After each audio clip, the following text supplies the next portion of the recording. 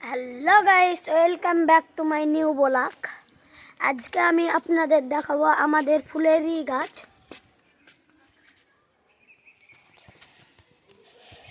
চলো দেখাচ্ছি এখন আমাদের ফুলের গাছ।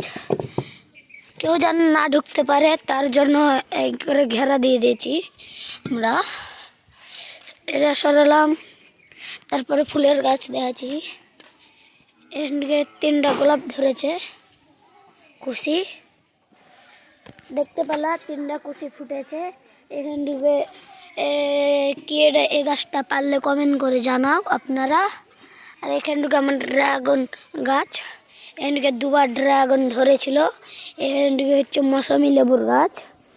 তারপরে দেখাচ্ছি আপনাদের আমাদের সবচেয়ে ভালো চাঁপাটুলের গাছ, তারপরে গেন্দা দেখাচ্ছি। তারপরে আমাদের একটা মজাদার লেবু দেখাচ্ছি। লেবু দেখেন কত ধরেছে, এখান থেকে অনেক লেবু ধরেছে।